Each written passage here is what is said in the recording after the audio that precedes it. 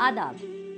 मैं नगमा गुलजार आपका अदब और तहजीब के इस सफ़र में फिर से खैर मकदम करती हूँ। मैं जानती हूँ कि काफ़ी दिनों से मैं अपने पर्सनल एंगेजमेंट्स की वजह से आपके साथ नहीं जुड़ पाई और उसी दौरान मंटो की 18 जनवरी को डेथ एनिवर्सरी थी।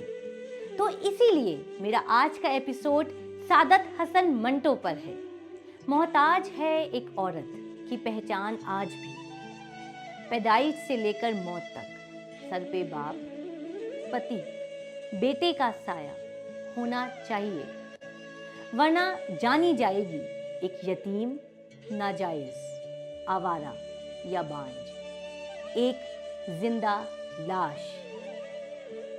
सादत हसन मंटो उर्दू अदब का वो बेबाक नाम है जिसने सोसाइटल रियलिटीज को इतने खुले अंदाज में पेश किया कि लोग चौंक उठे। 11 मई 1912 को लुधियाना में पैदा हुए और 18 जनवरी 1955 में दुनिया से रुखसत हुए। ये शहर लुधियाना जिसने उर्दू शायरी को साहिल लुधियानवी जैसे अजीम शायर से नवाजा, वहीं उर्दू नस्र को सादत हसन मंटो जैसे अजीम अफसाना निगार से भी नवाजा। यहाँ मुझे गुलजार वानी साहब का एक शेर याद आ रहा है जो उन्होंने साहिल और लुधियाना के बारे में लिखा है। शेर इस तरह से है कि जीने का सलीका सिखा रही है ये जगह, जीने का सलीका सिखा रही है ये जगह, अजब नहीं ये साहिर का शहर है। और मुझे लगता है कि ये शेर मंटो के लिए भी कहा जा सकता है। मंटो ने अपनी ज़िंदगी में अदब की दुनिया को वो कहानियाँ दे दी जो आज भी सोसाइटल इश्यूज पर रोशनी डालती हैं। उनके अफसानों या कहानियाँ उन टॉपिक्स को छूती हैं जिन पर बात करना उस वक्त के समाज में इम्प्रॉपर माना जाता था, लेकिन यही बेबाकी उन्हें अफसानों की दुनिया में एक मुनफरद सतून बनाती है। 15 अगस्त 1947 अंग्रेज 200 साल हिंदुस्तान पर राज करके वापस जा रहे थे, मगर जाने से पहले उन्होंने हिंदुस्तान को 2 हिस्सों में बांट दिया था। जमीन के साथ साथ इंसानों का बंटवारा भी होना था। सदियों से जिन गांवों में बसा करते थे, आज उसे छोड़कर दूसरे मुल्क जाना होगा और वक्त कम था। इंसानियत मानो आज यतीम हो गई थी। लोगों के बंटवारे में इंसानों के साथ इंसानियत का भी खून बहा। ये मंजर मंटो के मशहूर अफसाने तोबा टेक सिंह का है, जहां उन्होंने पार्टीशन के नतीजे में होने वाली ह्यूमन ट्रेजेडीज को दिल दहला देने वाले अंदाज में पेश किया। ये मत कहो कि 1 लाख हिंदू और 1 लाख मुसलमान मरा है, ये कहो कि 2 लाख इंसान मरे। पार्टीशन के बाद के हालात पर बेस्ड कहानियाँ जैसे कि सहाय और खोल दो उन जज्बात को उजागर करती हैं जो पार्टीशन के वक्त लोगों ने महसूस किए। इन कहानियों में मंटो ने इंसानियत के दुख को निहायत करीब से बयान किया है।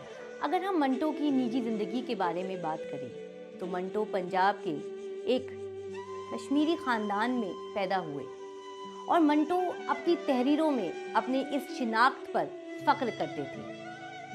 उनके वालिद जज थे और उनके साथ मंटो का ताल्लुक ज़्यादा खुशगवार नहीं रहा। AMU से पढ़ाई के बाद उन्होंने 1939 में सफ़िया से शादी की और उनकी 3 बेटियां हुईं। मंटो की ज़िंदगी हमेशा माली मुश्किलात और समाजी तनकीद से घिरी रही। शराब नौशी की आदत ने उनकी सेहत और उनकी पर्सनल लाइफ को बहुत मुतासिर किया। महज 42 साल की उम्र में उन्हें लीवर सिरोसिस हुआ और उसी की वजह से इंतकाल कर गए। मंटो की बेबाक राइटिंग ने जहां उन्हें मकबूलियत दी, वहीं उन्हें कई मुकदमों या कोर्ट केसेस का भी सामना करना पड़ा। उन पर ऑब्सिनिटी के इल्ज़ामात भी लगे, लेकिन मंटो ने हमेशा ये कहा कि वो वही लिखते हैं जो वो देखते हैं। उनके मुताबिक अगर उनकी राइटिंग्स गंदी लगती हैं तो उसका मतलब ये है कि माशरा खुद गंदा है। मंटू पर उनके अफसाने जैसे काली शलवार, बू, ठंडा गोश्त, धुआं और ऊपर नीचे और दरमिया की वजह से कई केसेस का सामना करना पड़ा। इन अफसानों से मंटू ने समाज के उन पहलुओं को बेनकाब किया जो हिपोक्रेसी, क्लास डिफरेंसेस और जेंडर बायसेस की अक्कासी करते हैं। उनकी कहानियों में कैरेक्टर्स आम इंसान हैं, बाजारी औरतें हैं, मजदूर, मुहाजिरीन और मिडिल क्लास के वो लोग जो समाजी दबाव का शिकार हैं। मंटू की कहानी ठंडा गोश्त को देखें तो ये कहानी हमें बज़ाहिर जिनसी मौजू पर लगती है, लेकिन इसके पीछे छिपी गहराई एक इंसान की रूहानी और इखलाकी ज़वाल का आईना है। मंटू ने 1940 के दशक में मुंबई में काफ़ी वक्त गुजारा, जहां वो फिल्म इंडस्ट्री से वाबस्ता रहे। उन्होंने बतौर स्क्रिप्ट राइटर कई फिल्मों के लिए काम किया, जैसे कि मिर्ज़ा गालिब, मुगले आज़म मशहूर हैं। मंटू की ज़िंदगी और उनके अफसानों पर कई कमर्शियल और डॉक्यूमेंट्री मूवीज़ भी बनाई गई, जैसे कि मंटो 2018 में, जिसमें नवाजुद्दीन सिद्दीकी ने मंटो का रोल प्ले किया।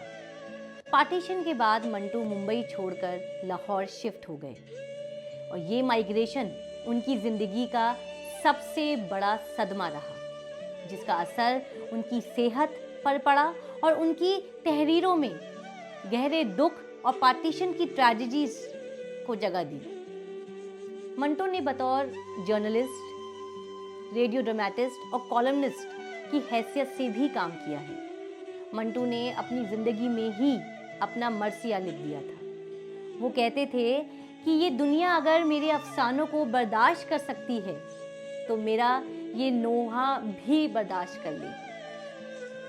मंटो की कब्र पर ये लिखा गया कि ये सादत हसन मंटो की कब्र की कब्र है, जो अब भी समझता है कि उसका नाम लोहे जहां पे हुर्फ मुकर्रर नहीं था। Further, it was also written, which I translate in English. Here lies Saadat Hasan Manto, and with him lie buried all the secrets and mysteries of the art of storytelling. Under tons of earth he rests, still wondering who among the two is the greater storyteller, God or he. Mantu की writings आज भी अदब का एक अहम हिस्सा है। उनकी कहानियाँ हमें ये सबक देती हैं कि अदब का काम सिर्फ एंटरटेनमेंट फराहम करना नहीं है, बल्कि सोशल इश्यूज़ को उजागर करना भी है। मंटू की ज़िंदगी मुख्तसर ज़रूर थी, लेकिन उनका काम एक ऐसी रोशनी है जो हमें सच बोलने और सच सुनने का हौसला देती है। मंटू के इन अल्फाज के साथ मैं ये एपिसोड कंक्लूड करना चाहूँगी। वो कहते हैं कि मैं समझता हूँ कि एक अफसाना निगार सोसाइटी का आईना होता है, लेकिन आईना सिर्फ सच्चाई दिखाता है, बेरहमी से। यहाँ मैं आप सब से इल्तिजा करती हूँ कि आप सब उनकी कहानियाँ पढ़ें, समझें और सोसाइटी की सच्चाई को देखने की कोशिश करें, क्योंकि मंटू सिर्फ एक अफसाना निगार नहीं है, एक सोच है। बहुत बहुत शुक्रिया आपका मेरे साथ जुड़ने के लिए। बहुत खुश रहिए, क्योंकि जिंदगी है गुलजार। सादत हसन मंटो के कुछ मुंतखब कोट्स। ज़माने के जिस दौर से हम इस वक्त गुजर रहे हैं, अगर आप इससे नावाकिफ़ हैं तो मेरे अफसाने पढ़िए। अगर आप इन अफसानों को बर्दाश्त नहीं कर सकते तो इसका मतलब है कि ये ज़माना नाकाबिले बर्दाश्त है। मुझ में जो बुराइयां हैं वो इस अहद की बुराइयां हैं। मेरे तहरीर में कोई नुक्स नहीं।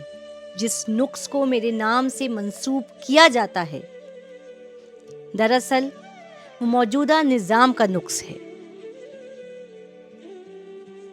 बेटी का पहला हक जो हम खा जाते हैं वो उसके पैदा होने की खुशी है। मजहब जब दिलों से निकलकर दिमाग पर चढ़ जाए तो जहर बन जाता है।